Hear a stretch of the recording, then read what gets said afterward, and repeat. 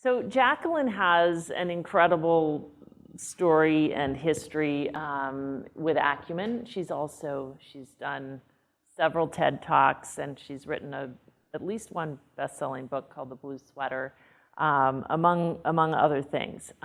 And as I've gotten to know a little bit more, I feel like I don't know nearly as much, but I've come to see that there are real similarities between kind of the journey and the work that she's been on and what we're doing here. So I'm really excited to dive in and explore some of that.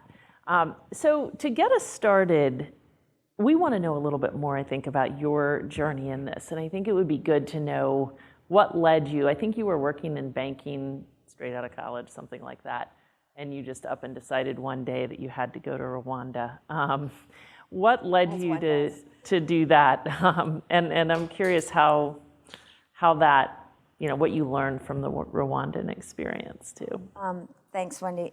Before I start, though, not to start with the Mutual Admiration Society, but I do want to say that, Wendy, like I'm sure for all of you, is one of my true heroes of an incredible woman leader, an incredible leader, forget about gender, seriously, who has modeled what we try to do at Acumen, which is this idea of moral leadership.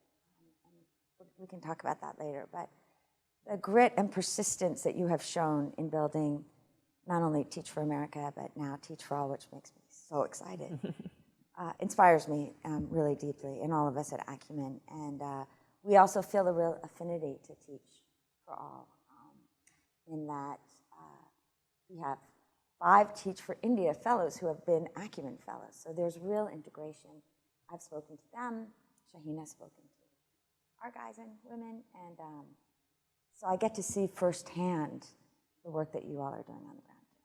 So. And I should also say, I think some of you know that Kasaga, who's pursuing Teach for Uganda and is gaining a lot of great momentum, attributes so much of his own development to his experience at Acumen. So there's lots of. There's a lot of. So deciding to leave Wall Street and move to Rwanda, it was fascinating because I actually was walking. I underestimated the walk, but when I first had my first job, it was at Chase Manhattan Bank, 2 blocks away from here. So when I was walking down Broadway, there were so many memories of those early days in banking, which I loved.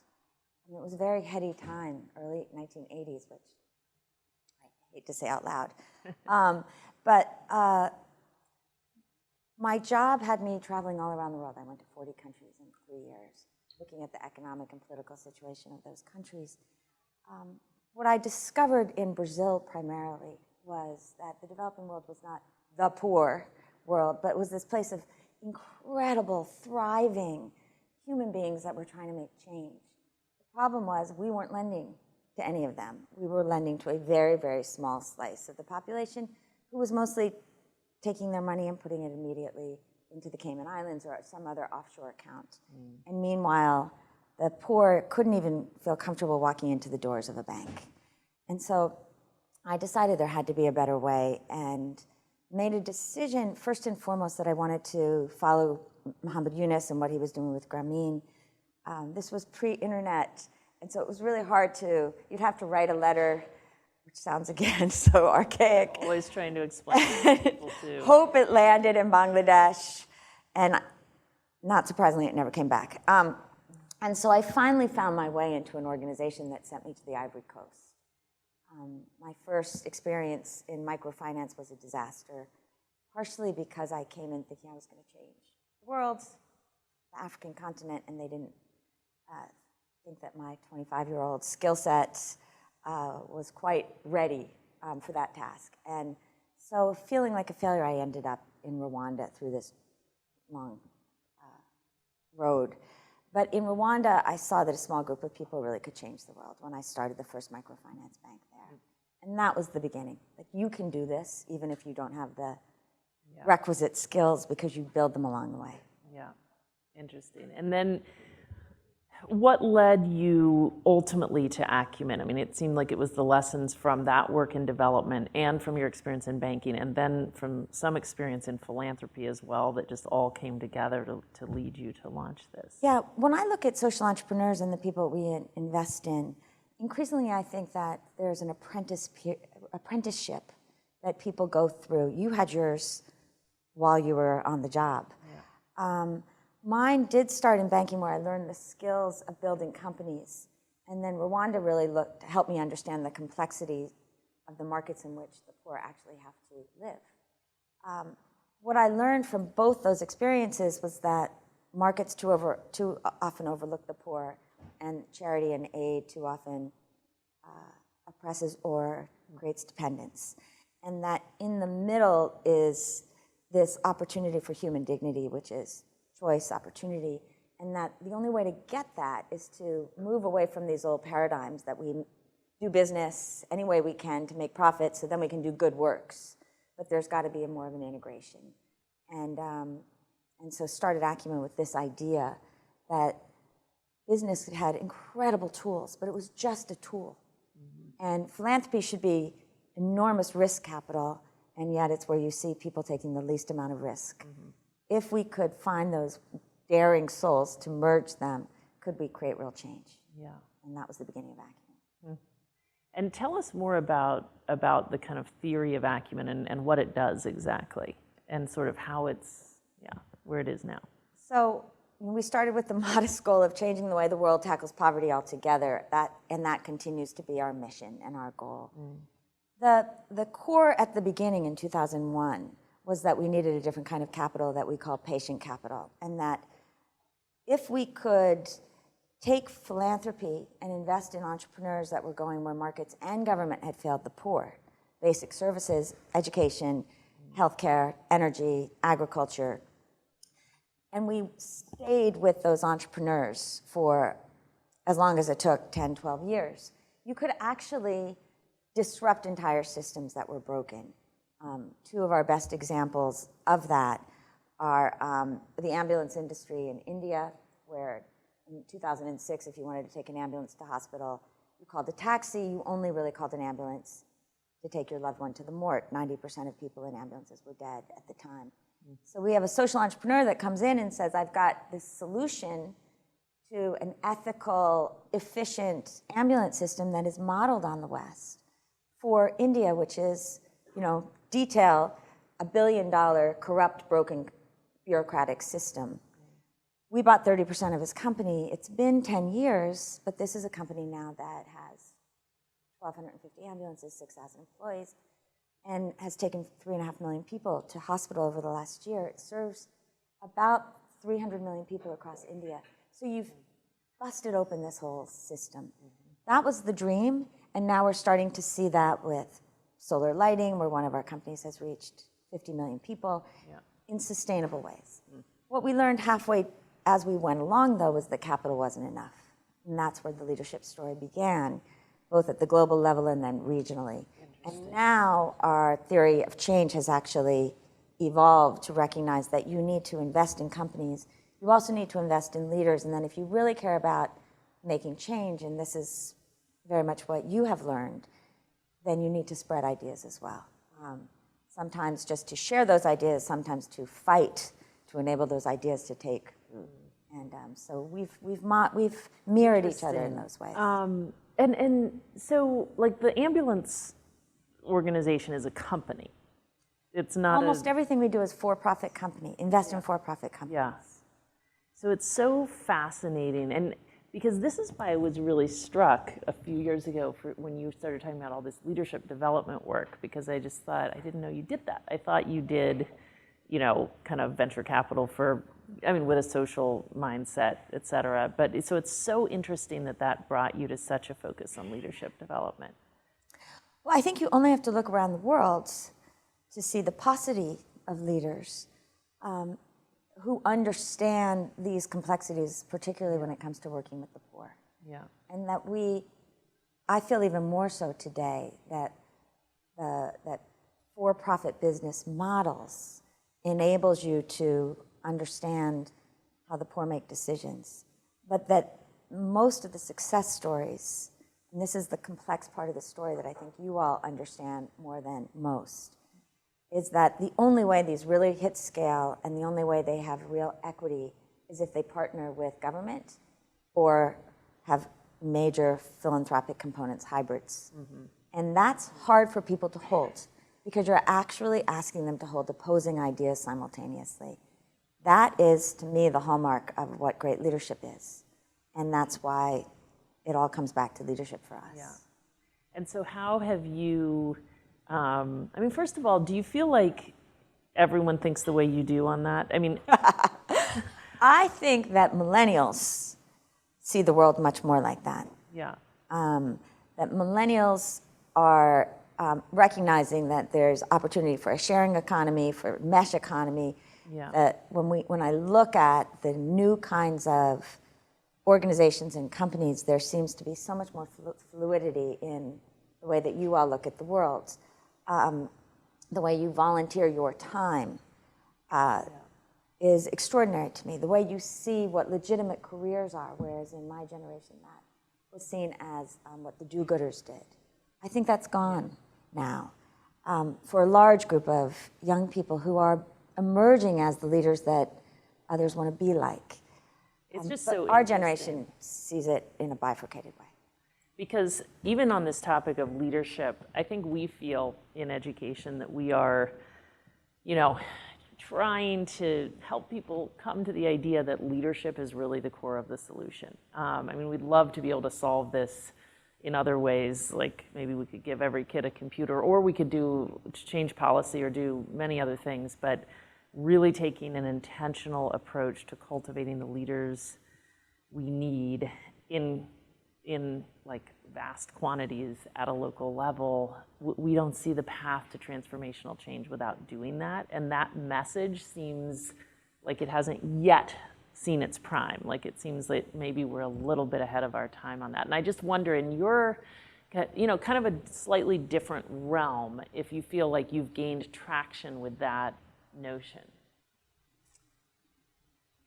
Well, I would say yes, but frankly, I would put ourselves standing on your shoulders. I mean, you have 75,000 leaders around the world. That's starting to get significant traction.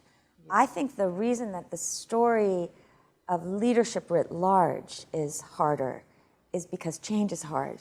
And the kinds of leaders that you all are aspiring to be recognizes that this is for the long haul, that you're going against a status quo that doesn't change for very good reason. And that's a hard thing to ask people to sign up for. It's so true. On the funding side, it's hard because people want quick results. And what we're talking about are 10, 20-year journeys. Yeah. And yet, I think part of the story has to be that actually 10 years is nothing if you are looking at a completely disrupted system. And that if you use the tools and the character building of leadership, that this becomes exponential in the way that people are changed. There's nothing more exponential than education. I visited, actually, Lewitt, who's one of the Teach for India fellows who became an Acumen fellow, who's now in Pune, and he's working to bring a new way of learning into the school system. And I was sitting in his class, and he had values written around the room. And every month, the kids have a different value that they hold. And this month was generosity. And I was sitting next to the smart aleck kid of the class, who was really trying to impress me with, you know, everything he did. He was so adorable. And I said, give me your journal. I want to see your journal. And so I just grabbed his journal, really expecting fairly not much, just given how smart aleck he was. And there was this page where he said, for me, generosity is my father. Because when my father was young, his dream was to be a singer. And then he had me. And he realized that for me to have my dreams, he had to be a contractor. And I thought, okay, this kid is being taught character. So then you think, you start multiplying that. So I think we're on our way because, frankly, look at the leadership models that we're having to read about every day in the news. Yeah. I think there's a yearning for something different. So, so tell us more about how you all have approached leadership development. We started, when we were building these companies and we realized that the companies needed more than capital, they needed talent. That was really the beginning. We decided to go out into the world and see, could we find this incredible talent that also was ready to take this on for the long term? And our goal was not just to support our companies. Our goal was to seed a community of leaders that would then go on and be the architects of, at that point, the social impact space. Now I dare say it's more the social enterprise space. And so we would just use email, essentially, and we have 12 fellows a year, and we'd get applications from 140 countries, usually 1,000 applications. So that really showed that there was this hunger. The program was then about the 3 areas that we felt were really key to leadership at the time: financial, operational skills, so they could actually offer quick value to the companies, but then what we call the moral imagination. Can you put yourself in another person's shoes and build solutions from their perspective? That's the hardest piece of this. Over time, we saw that that was really working, that we were seeing real architects. We've got one here, Benji Williams, who we put him in a water company in Lahore, Pakistan. So dealing cross race, cross class, cross religion, cross culture for a year to add management value can really change a person. After Pakistan, he went to Stanford Business School and then decided, in a somewhat counterintuitive way, that he would go back to Pakistan and take this apprenticeship that he had built to build essentially a vocational training and fellowship program for tertiary level students coming out of colleges that weren't getting jobs. And now he's training hundreds of young Pakistanis who are too often invisible to bring that out. And so that showed us the power of the global. But over time, Wendy, we saw that in each of the areas in which we work, there was even a greater dearth. And so could we identify leaders across class, ethnicity, culture, and try to give them the tools to know each other and to become a cohort? And now we've got 20 fellows in Pakistan a year, 20 fellows in India a year, 20 fellows in East Africa. And then they become connected to the whole group. Because there's such a need for this and a yearning for this, we then got a lot of pressure from people who didn't get into the programs. Could you put some of this training online? And so we started these Plus Acumen courses that now 270,000 people have signed up for. Amazing. And that's been, okay, if you can't get scale on the one-by-one, and I think that also is an indicator that people are searching for tools that are not just the rudiments and the technical tools, but the character building tools that are needed. I mean, just to pause and say, we were talking about how all the very practical connections between our work and all those regional fellows programs where we also have a presence. I mean, our folks could be a pipeline into your Acumen Fellowship, and I think we're already... Are a pipeline. And are a pipeline, yes. They're already, you said 5. 5 have been Acumen Fellows in India. And there's probably more possibility out there. And the online offerings, I know we're already really tapping into those, so thank you for those. What would you say, if you had to say, I'm sure this has been a learning journey just in terms of the leadership development piece, like what does it actually take to develop leaders? And I wonder if you can say a bit about kind of what you've learned is most, I'm sure it's many things that are most crucial, but what do you feel are some of the most central learnings there around what really matters in leadership development? Sure. And again, I actually don't think it was naivete, because I had not only worked in Rwanda, but then I experienced, not firsthand, but had worked for years before the genocide. So There was a lot in my life that could have made me cynical rather than even more hopeful. Yet I really underestimated what it meant to work in these basic services, the level of complacency and corruption, what the status quo was. So when I think about what we need to develop in ourselves as moral leadership, the kind of skills we need to develop, I think it starts with the moral imagination that is too often lacking, and certainly when you look at some of the presidential statements, they could use a little of this training. Then it goes to, connected to that is identity. I think we need to really build skills of understanding not only how other people see themselves, how we see them, and how we see them also impacts how they see themselves, so that we can actually be much better at building solutions. The third is this audacity idea, that too often people who want to change the world think small. They talk big, but they actually think and act small. And I think that part of it is that they're afraid to think big because it's more comfortable to think small. So can you actually build a skill set and a confidence building and a permission building around audacity? Shafi Mathur wanted to change the ambulance system. He didn't want to build a nice company that got him wealthy. Yeah. Then connected to that, I would say, is courage. Not only the courage then to back up the way that you're thinking, but also to stay the course and to say the things out loud that nobody else will say. That a lot of the leadership that we need in the world comes at a price. We've both paid that price. Whether it's losing a big donor or whether in some cases it's potentially losing your life for saying things out loud that nobody else will say. How do you build that moral courage? And I actually think that's where it's connected to building a posse of people that will both support you and push you. Finally, the grit and persistence. What keeps you going? What sustains you? That's also connected to posse. Mario, I see, is another fellow here. These guys are in this for the long term. How do you build not only the skills, but the support systems?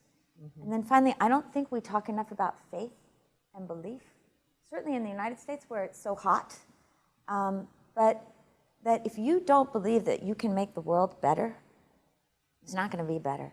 Yeah. What are those rituals? What are those practices? They do not have to be religious. Most of the people that we work with are ambivalent. But what are the practices that enable them and therefore turn into tools to help them create change? Yeah. Well, actually, there's a beautiful question here. Which is very, falls along the lines of what you were just saying, and that was such a beautiful answer. But Kareem from New York is asking, confidence is at the core of leadership and grit, which are needed for the long haul. How do you build confidence? I think it's partially the idea of the posse. I think it's also giving people the courage to just start, to help them understand that failure is actually part of success, and that if you are not willing to fail, you will not succeed, and then actually following that up by celebrating the failures, which is really hard to do. We, like you, work in so many cultures where failure is not allowed. And so can we talk about it? Can we build it? Yeah. I think is part of what we as leadership programs need to do a better job of. And so I think that those are the pieces, but there's no better way to learn than to start. And there's no better way to gain confidence, including the confidence of moral courage, than to start. I'll often use the example that public speaking used to be the one thing that terrified me more than anything in the whole world. And so for a 3-minute talk, I would sometimes practice the whole night. But, you do it enough, and you get more confident, and you get more courage. And I think that that's a big piece of confidence. Just do something that scares you every day if you can. But every month you must, something. And that is where you start to build. How have you sustained yourself in this? as you say, like you've been going at this for what, 25? 30 years. 3. 33 years. Well, there's no work I would rather do in my whole life. I feel like the older I get, the easier it gets to sustain, because the more conscious I am of how short life is. And if anything, Wendy, I feel like I don't have enough time to do everything I want to do. And that's really humbling. So one is to remind myself of the privilege that we get to do this work. We get to see the humanity that exists in this world every single day if we let it, and therefore find the humanity in ourselves. And on those days that you just want to scratch your eyes out because you are so frustrated and you feel that people have made you small, made you feel unworthy, dirty, I go for a really long run, and I find beauty. Beauty is a really big gift to me, and kind of brings me back to like, okay, this isn't about you. This is about, frankly, them. Beautiful. Here's a question from Rose Thompson from the UK, who's asking that you mentioned that you can learn skills on the job. So, like, what are the skills needed to get a job at Acumen? Well, clearly, No. I think one of the big skills is, well, certainly you have to be able to tell a story about yourself. You know, why are you there? And if that story is, I hear this is a really good way to get into business school, you're not going to get into Acumen. And trust me, I've actually been told that by really incredible people that don't get the job. So for me, it's, can you dare to tell the truth about yourself? If we ask you what scares you or what you failed at, give us a real answer. Then there's the hardcore pragmatic piece, that if you want to join the portfolio team, you really need to have helped build companies, worked operationally at a company, or have an MBA, usually all of the above. We tend to hire older, except for really entry positions that often require people to take very non-traditional roles, like being my assistant. I've got a policy of you're in for 2 years, and then if you're a superstar, that we find you something. And some of the people who now run Acumen started there. So I would say it's a lot of what we're looking for character-wise in our leadership programs, and then we need the skills. If you're on the finance team, we need people. We have a $100 million fund in 11 countries. So there's a mix of significant skills that are technical skills, and then the character piece.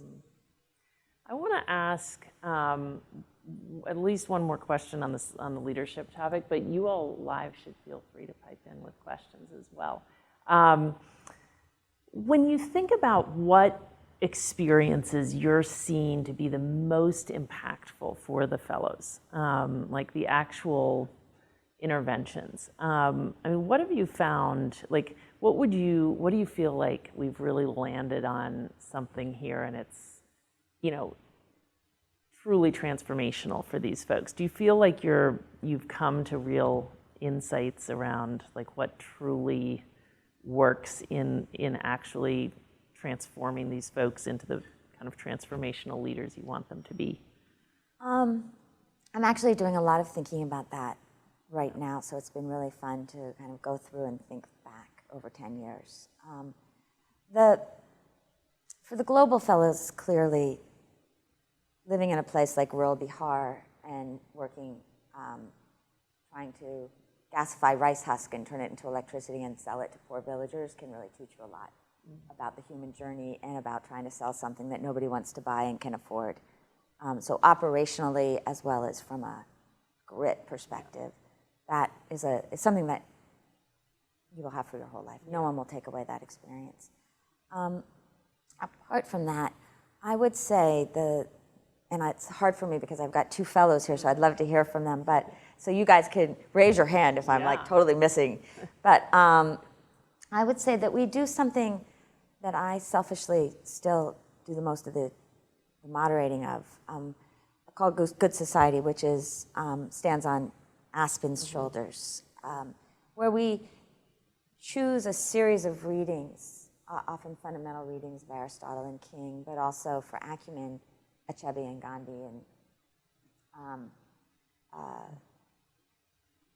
Khaldun, who was this great Tunisian mathematician, philosopher. And we use these readings as springboards into conversation about our own values, each other's values, and the trade-offs that we have to make as a world. Because a lot of the leadership that really matters, I've skirted around, is navigating the gray. That to make real change, there is compromise. There is moral compromise. And these leaders throughout history have had to make them. Where do we sit with them? And can we forgive them for the context in their own era? And what are the conceits of our era that may be our blind spots? Those are very powerful conversation. And when they really work, King and Gandhi and Mandela and Khaldun and others become lifelong friends. And there's a universal language that the fellows have. The third piece is what's called adaptive leadership, which came out of Ron Heifetz at Harvard, which is really uncomfortable. And I think that if you're going to make change, you've got to be willing to get really uncomfortable. We make ourselves do it sometimes. It's not fun often, but it's essentially where it's a way of leading, of teaching leadership that puts you to the wall with each other, and where you call each other out on the things that they're hiding behind, and your tics and all that kind of stuff. So it kind of strips you down. It could feel like the antithesis of confidence building while you're in it, but then it allows you to have a much clearer sense of yourself, so you can have a better sense of others. I would say that those are three of the things. And then building this cohort with this idea, like you do, that it is for the rest of your life. You know, we call ourselves the Hotel California in that way. You know, once you're in, you're never out. Great, that's beautiful. I have more questions here. Any here? Yeah. Thank you, Matt from Teach for All. And a question for both of you, really. Earlier on, you were talking about sort of leadership is, we're in the earlier stages of kind of realization that leadership is just core to solutions to the biggest problems. So my question is, what are the major obstacles to a broader realization, that it is core? Who are the stakeholders that should be engaged to overcome those obstacles? Is that? Yeah, I mean, I think, Matt, I think that the word you used of stakeholders is the key piece here. That the world has even changed since I started Acumen, which was 6 months before 9/11. We have become so interconnected as a world. We have technology that is an enabler and also has created incredible inequality. We're seeing this fear that's race baiting and ethnicity bait, on and on. That the only way we're going to move forward is to take a stakeholder model and not a shareholder model of how we organize ourselves. That some of the words that I look at, the way I think about it, is that we've got to move from a comfortable separation, whether it's tribe or geography or pick your pot, to integration across the board. So we need to find those leaders, either in business or in government or in civil society, that are willing to see the world in that same way, of integration. And I think that they exist in every sector. I grew up in an era where if you were in the nonprofit sector, it felt really good to talk about how greedy and corrupt most business people were. And most business people felt really comfortable talking about the nonprofits not being able to manage themselves out of shoeboxes. That reality has fully changed, at least for those people who are at the cutting edge of real change. So I think it's to all of us to find those leaders, and I would include religious leaders as well, who are daring to transcend.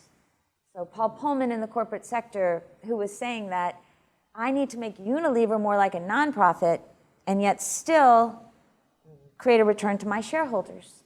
So that we create, I sell 2 billion products a day. If I'm not concerned about my environmental footprint, then I'm part of the problem, not the solution.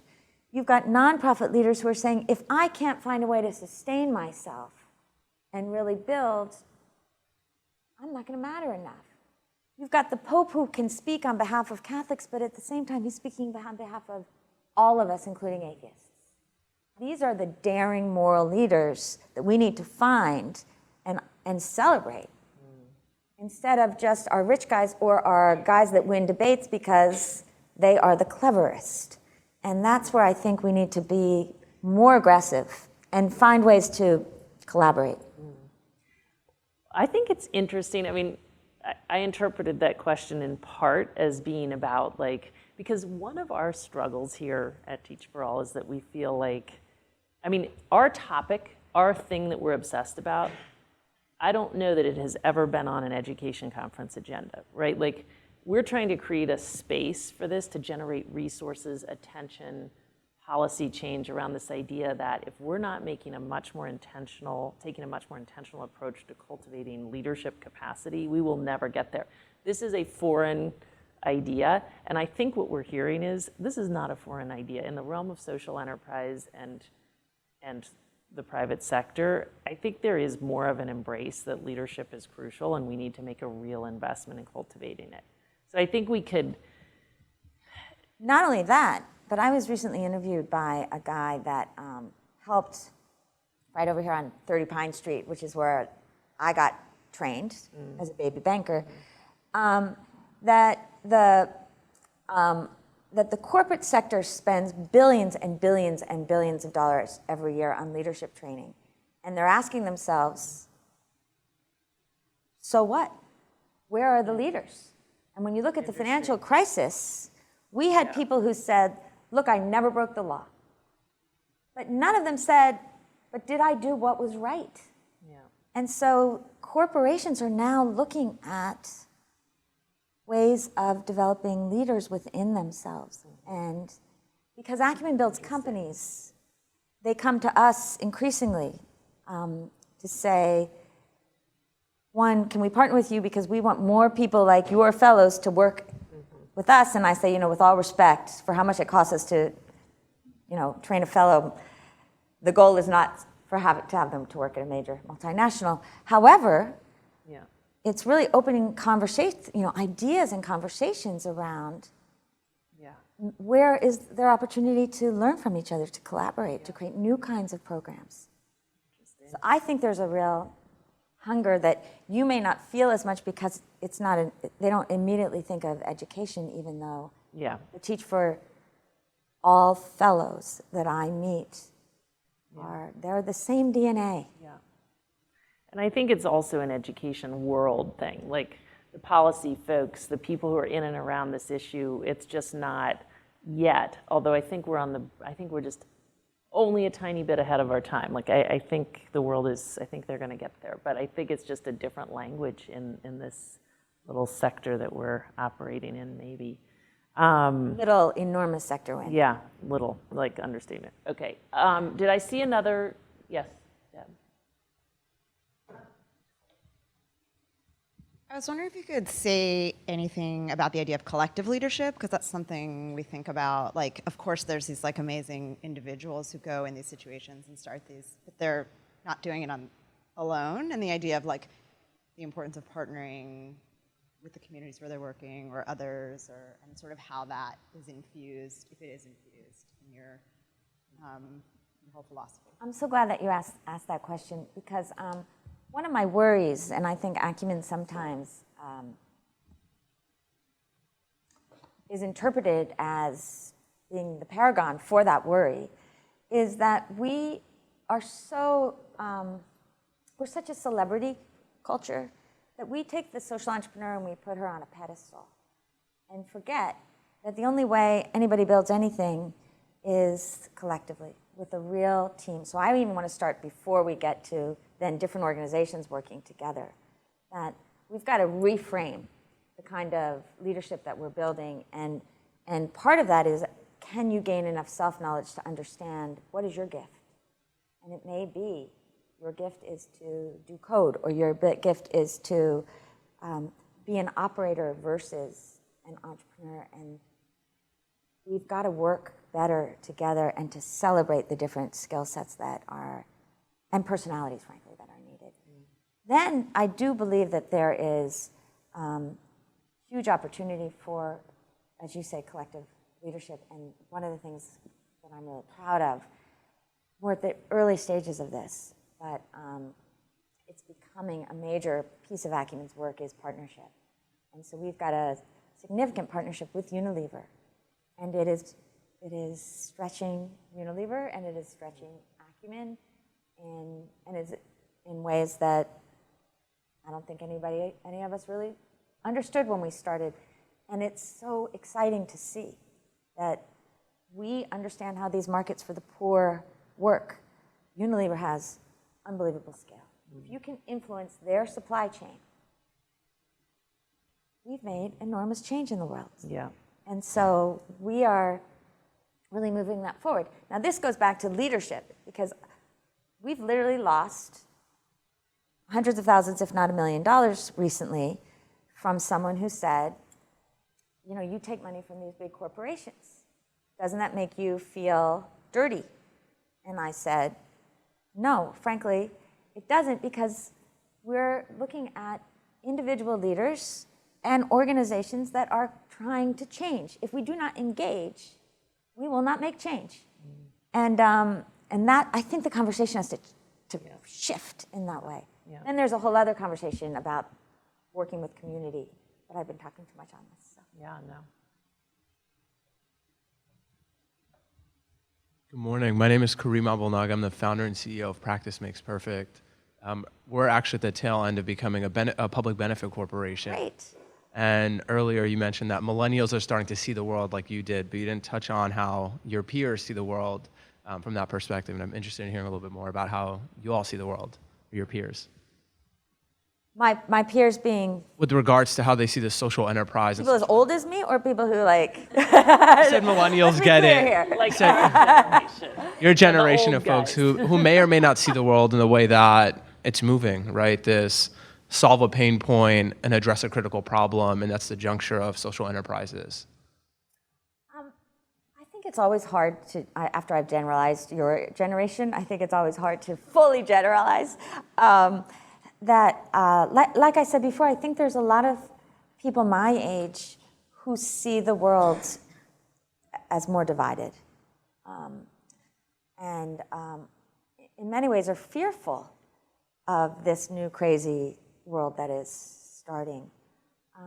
That said, I rarely meet anyone in my generation who doesn't feel that your generation is the best generation that has ever come into being. And that's the real opportunity that you all have. Because when I have private conversations with CEOs of Fortune 100 companies, they will say, we have to change. You know, I know it's right to change, but if we don't change, we're not going to be able to hire anybody. Mm-hmm. And we have a generation that increasingly, especially for a frontline organization, a consumer-facing organization, these guys now understand what's happening. And so there's enormous power that you all have. And so I would think strategically about how to start partnering to make those shifts and bring them along with you. I'm going to close this out with a question or two along a slightly different line, which is just thinking about the fact that you've been fighting the challenge of poverty essentially for 3 decades. And I'm curious, I mean, one thing that I've come to feel like is once you really get, and I think it was Muhammad Yunus who said, we can end poverty. And it resonated so much because I think in our work we realize like when you get really close to this issue, you realize we could solve this problem. Like actually this is a solvable problem. And yet it's a long, long journey. And I guess I just wonder like, what's your current perspective on this? Like, do you think, what's the path to solving poverty? I know that's just a ridiculous question, but how do you think about that path? Like, do you actually think in our lifetime we could make it happen? Like, how do you think about that? I think in our lifetime we can solve poverty. So many of the questions that you all are asking are connected to how we do it, which is to create a new ethos. That is really hard to do. But I think that we as a world collectively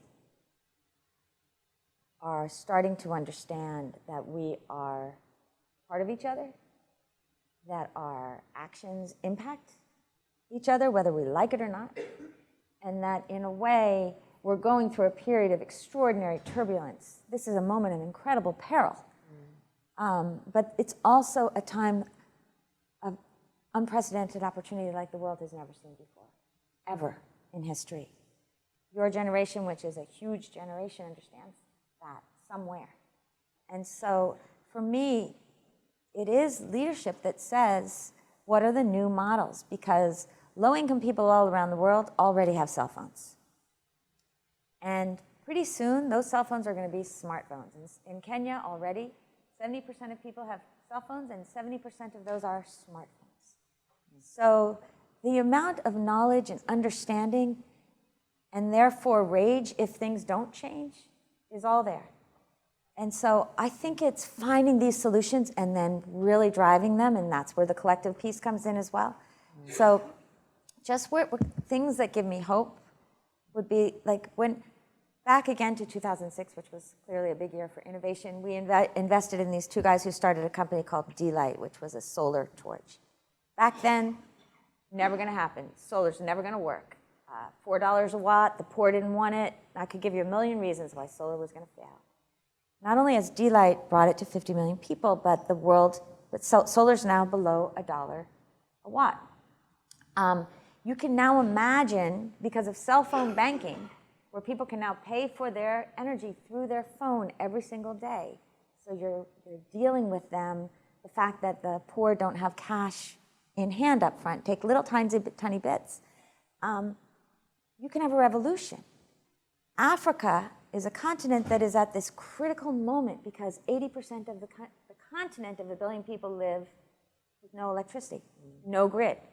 So we can either go the way we're going, which is government saying, well, if we build a grid, then we're going to be like the West, and I'll have control, and therefore there's lots of room for corruption and power.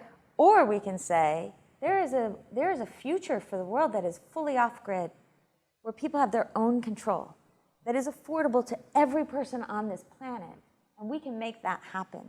It's these kinds of visions that I think we can start to get behind, that need our technology, need our different kind of capital, need the entrepreneurs, but mostly need the ethos of a moral leadership that says, our job is to do it the way that will solve it, not to stick in our petty little boxes and fight for making ourselves feel good or rich or powerful. And all I can think of as you talk through all that is how, like, the really long game to truly solving that, to having a whole generation of moral leaders, is to figure out for all of our kids, I mean, the kids we're reaching, the kids all around the world, like, what kind of education we're giving them. Yeah. Because we are far from ensuring that our kids are coming out with the kind of education that really equips them to be the moral leaders we need. But we're in such an incredible position to be able to have a global conversation about what we believe an excellent education really is, with the vantage point of like, what's the world we're trying to create, you know? And if every TFA fellow, every Acumen fellow, every Ashoka fellow really held this idea that we may not be able to change the world overnight, we can change ourselves, and that we can stand for a community that is bound to each other by the values that we share and by a world vision that we hold. And we can model that for the world. That becomes very powerful as another way of being. And I dare say one that ultimately leads to meaning and happiness and purpose. And that's what we're seeing people at every level of society in every country I have ever been to. I've been to a lot. Yeah. That's the dream. Yeah, totally.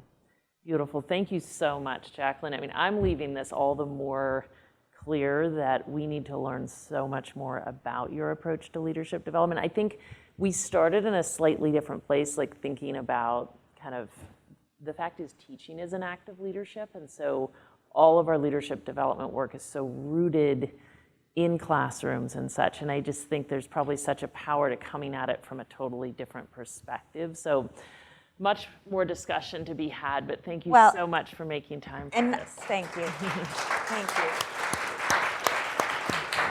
Thank you.